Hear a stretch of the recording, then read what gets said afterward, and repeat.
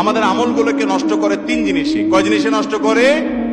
শেষ জমানা আসছে ফিতনা অনেক, এক এক হুজুর এক এক কথা বলে, এক এক টিভিতে এক এক মাসআলা বলে, এক এক অঞ্চলে এক এক ফতোয়া জারি হয়, আপনি অস্থির। এটা নতুন কিছু না। নবীজি সাল্লাল্লাহু আলাইহি সাল্লাম ১৫০০ বছর আগে বলে গেছেন যে আমি যখন চলে যাব দুনিয়া থেকে, তোমাদের যারা বেঁচে থাকবা পরবর্তীতে, ফাসায়ারা ইখতিলাফান কাসীরা, তারা দেখবা বহু মত পার্থক্য, বহু রকমের মাসআলা এক এক হুজুর এক একটা বলে। তোমরা তখন কি করবা? আল্লাহ নবী কি বলেছেন যে বেশিরভাগ হুজুর বা তোমাদের বাপ দাদারা যা করে আসছে, এলাকার 10 মসজিদে যা করে তোমরাও তা করবা। এটাই বলছে রাসূল। কি বলছেন?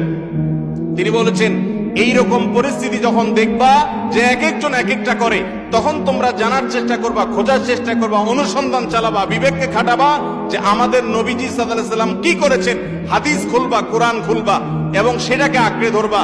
তার সাথে যার কথা মিলে, সে যদি আফ্রিকার মানুষও হয়, সে যদি সাধারণ মানুষও হয়, তার কথা তুমি মেনে চলবা, তার কথা নয়, কোরআন হাদিসের আলোকে হওয়ার কারণে।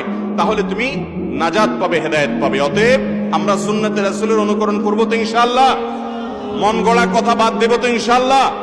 বাপ দাদা বা দশে কি করে সেটা নয়, আমাদের মানদণ্ড হবে আমাদের রাসূল কি করেছেন। ঠিক না ঠিক? আল্লাহ তাআলা আমাদেরকে মূলের সাথে, স্যাম্পলের সাথে, মডেলের সাথে মিল রেখে আমল করার তৌফিক দান করুন। ইখলাস থাকতে হবে বাবারা। কি থাকতে হবে? ইখলাস। ইখলাসটা কি? ইখলাসটা হলো আল্লাহকে সন্তুষ্ট করার জন্য নেক আমল করা। কাকে সন্তুষ্ট করার জন্য?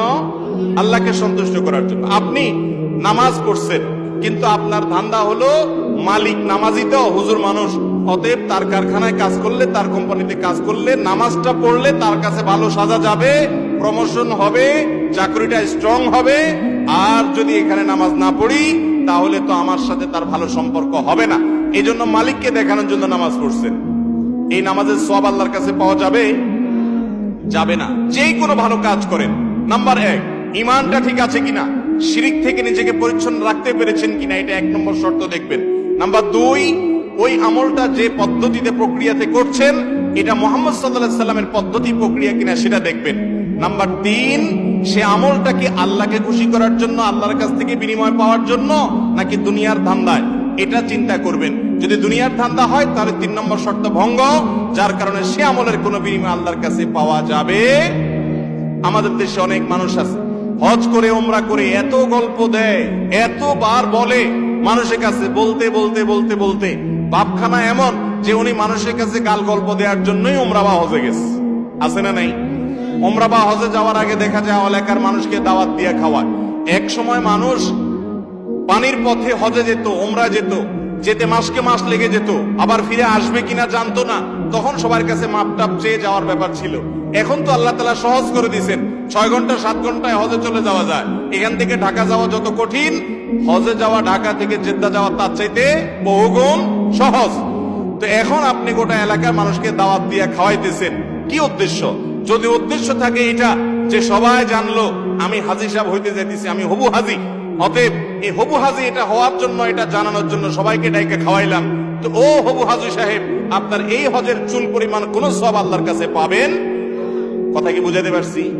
আপনি যদি কাউকে বলেন কোনো কিছু, আপনার নাম বললো, আল্লাহ লিখলো না বা বললো না, আপনি যদি বলেন যে বাবারে বাইরে আল্লাহ তো আমার পশ্চিম দিকে নিছিল, তার মানে আমার নামের শুরুতে আলহাজ নাই কেন, তাহলে আপনার হাজ ওখানেই শেষ, আপনার হজ সেখানেই শেষ।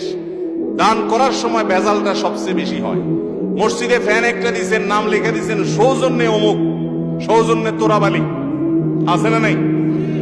তা আপনি যে আল্লাহর ঘরে মসজিদে ফ্যান দিয়েছেন, এটা কি আল্লাহ জানে না জানে না? অতএব আপনার সওয়াব আল্লাহ দিবে, তিনি জানেন, কিন্তু আপনি নাম লিখে দিলেন। আপনার উদ্দেশ্য যদি হয় এই যা কে দিল, এলাকা মানুষ একটু জানলো, আমার দিকে একটু তাকাইলো, একটু ভাবসাব আসলো, শুনলে একটু ভালো লাগলো যে আমি দিছি, হ্যাঁ একটা ভাব আসলো, তাহলে আপনার ওই আমলের কোন সওয়াব আল্লাহর কাছে পাবেন। 2 টাকা দান করে 10 টাকার ফুটানি এবং 10 টাকার গাল গল্প দেওয়া, এগুলার চরিত্র আমাদের মধ্যে আছে না নাই? মসজিদ মাদ্রাসা ওয়াজ মাহফিলে টাকা পয়সা দিয়ে এরপর আবার চিরকুট দিয়ে আবার নাম না পড়তে ভুল করলে, নাম পড়তে ভুল করলে বা মিস গেলে বলে হুজুর আমার নামটা নিলে কি গুনাহ হইতো নাকি? আমি বলি আপনার নাম নিলে সওয়াব হবে না। সওয়াব হবে আপনার নাম নিলে? তাহলে যেটা নিলে সওয়াব হবে না, এটা বলার যুক্তিটা কি? আপনি যদি আল্লাহর কাছ থেকে সওয়াবের আশায় করেন, তাহলে আপনার অ্যাকাউন্টে অটোমেটিকলি সওয়াব জমা হয়ে যাবে। আল্লাহ জানে কে দিয়েছে কে না দিয়েছে। আর যদি মানুষের কাছ থেকে পাওয়ার জন্য করেন, তো বাবারে সেটার জন্য এই সমস্ত কাজ না করে রাস্তায় দাঁড়ায় দাঁড়ায় ওই ক্যাম্বাসারদের মতো 2 নম্বরই করেন, সেটা অনেক ভালো।